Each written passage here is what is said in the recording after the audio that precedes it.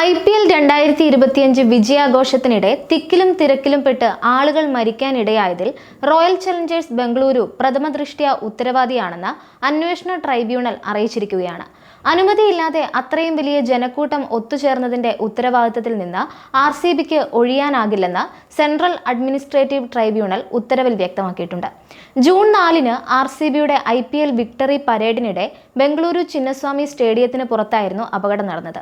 പോലീസിൽ നിന്ന് അനുമതി വാങ്ങാതെയാണ് ഏകദേശം 3 മുതൽ 5 ലക്ഷം വരെ ആളുകളുടെ ഒത്തുചേരലിന് RCB കളമൊരുക്കിയതെന്ന് CAT വ്യക്തമാക്കിയിട്ടുണ്ട്. സാമൂഹ്യ മാധ്യമങ്ങളിൽ RCB നൽകിയ വിവരങ്ങൾ അനുസരിച്ചാണ് ജനങ്ങൾ അവിടെ ഒത്തുകൂടിയതെന്നും മുൻകൂർ അനുമതിയില്ലാതെ നടത്തിയ പരിപാടി പൊതുജന ശല്യം സൃഷ്ടിക്കലായെന്നും ട്രൈബ്യൂണലിന്റെ ഉത്തരവിൽ പറയുന്നുണ്ട്.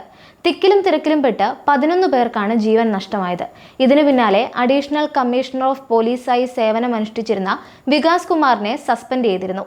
സസ്പെൻഷൻ ട്രൈബ്യൂണൽ റദ്ദാക്കിയിട്ടുണ്ട്. സസ്പെൻഷൻ ഉത്തരവ് ചോദ്യം ചെയ്ത് അദ്ദേഹം ട്രൈബ്യൂണലിനെ സമീപിച്ചിരുന്നു. മതിയായ കാരണങ്ങളോ വിശ്വാസകരമായ തെളിവുകളോ ഇല്ലാതെ യാന്ത്രികമായി പാസാക്കിയതാണ് സസ്പെൻഷൻ. അതുകൊണ്ട് തന്നെ ഉത്തരവ് പിൻവലിച്ച് അദ്ദേഹത്തെ മുൻ സ്ഥാനത്ത് പുനഃസ്ഥാപിക്കാൻ ട്രൈബ്യൂണൽ കർണാടക സർക്കാരിന് നിർദ്ദേശം നൽകിയിട്ടുണ്ട്. സസ്പെൻഡ് ചെയ്യപ്പെട്ട മറ്റു ഉദ്യോഗസ്ഥർക്കും സർക്കാർ ഈ പരിഗണന നൽകുമെന്ന് ട്രൈബ്യൂണൽ പറഞ്ഞിട്ടുണ്ട്.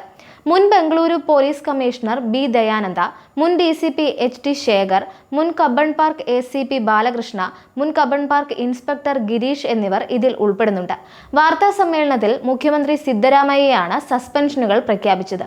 അതുകൊണ്ട് തന്നെ ഈ വിധി സർക്കാരിനും തിരിച്ചടിയാണ്. ഈ ഉത്തരവിനെതിരെ കർണാടക സർക്കാർ ഹൈക്കോടതിയെ സമീപിക്കാൻ സാധ്യതയുണ്ട്. പോലീസും മനുഷ്യരാണെന്നും ഇത്രയും കുറഞ്ഞ സമയത്തിനുള്ളിൽ മതിയായ ക്രമീകരണങ്ങൾ സൃഷ്ടിക്കാൻ അലാവുദ്ദീന്റെ അത്ഭുത വിളക്കിന്റെ ശക്തിയുള്ള ദൈവങ്ങളോ മാന്ത്രികരോ അല്ലെന്നും വിധിന്യായത്തിൽ ഓർമ്മിപ്പിച്ചിട്ടുണ്ട്. ജസ്റ്റിസ് BK ശ്രീവാസ്തവയും CAT ബംഗളൂരു ബെഞ്ചിലെ അഡ്മിനിസ്ട്രേറ്റീവ് അംഗം സന്തോഷ് മെഹ്റയുമാണ് ഉത്തരവ് പുറപ്പെടുവിച്ചത്. സ്റ്റേഡിയം പരിപാടിക്ക് നിർദ്ദിഷ്ട നിയമങ്ങൾക്കനുസൃതമായി RCB മുൻകൂർ അനുമതി വാങ്ങിയിട്ടില്ല. അഡീഷണൽ കമ്മീഷണർ ഓഫ് പോലീസിൽ നിന്ന് കുറഞ്ഞത് 7 ദിവസം മുമ്പെങ്കിലും അനുമതി തേടുകയും സുരക്ഷാ നിക്ഷേപം സമർപ്പിക്കുകയും വേണം. ഈ നിർബന്ധിത വ്യവസ്ഥകളൊന്നും പാലിച്ചിട്ടില്ലെന്നും CAT ഉത്തരവിൽ കുറിച്ചിട്ടുണ്ട്. സംഭവത്തിൽ മരിച്ചവരുടെ കുടുംബങ്ങൾക്ക് RCB സഹായം പ്രഖ്യാപിച്ചിരുന്നു.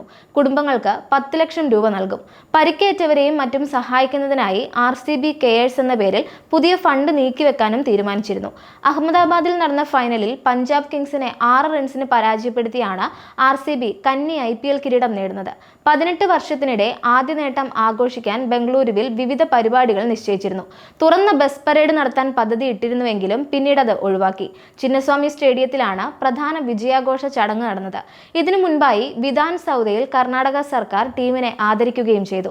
സ്റ്റേഡിയത്തിന് പുറത്താണ് തിക്കിലും തിരക്കിലും പെട്ട് ആളുകൾ മരിക്കുകയും നിരവധി പേർക്ക് പരിക്കേൽക്കുകയും ചെയ്തത്. ഈ സംഭവങ്ങൾക്കിടയിലും ചിന്നസ്വാമി സ്റ്റേഡിയത്തിനുള്ളിലെ പരിപാടികൾ തുടർന്നിരുന്നു. വേദിക്കുള്ളിലെ ഫ്രാഞ്ചൈസി ഉദ്യോഗസ്ഥർക്ക് സ്റ്റേഡിയത്തിന് പുറത്തുണ്ടായ കാര്യങ്ങൾ അറിയാത്തതുകൊണ്ടാണ് പരിപാടി തുടർന്നതെന്നും വിവരം കൈമാറിയ ഉടൻ തന്നെ പരിപാടി അവസാനിപ്പിച്ചതായും IPL ചെയർമാൻ അരുൺ ധൂമൽ അന്ന് പറഞ്ഞിരുന്നു. സമയം മലയാളം വാർത്തകൾ ഇനി ടൈംസ് ഓഫ് ഇന്ത്യ സൂപ്പർ ആപ്പിലും. ഇതിനായി പ്ലേ സ്റ്റോറിൽ നിന്നോ ആപ്പ് സ്റ്റോറിൽ നിന്നോ times of India app install ചെയ്യൂ. മലയാളം ഭാഷ തിരഞ്ഞെടുക്കൂ. വാർത്തകൾ ആസ്വദിക്കാം. എല്ലാം ഇനി സമയത്തിൽ.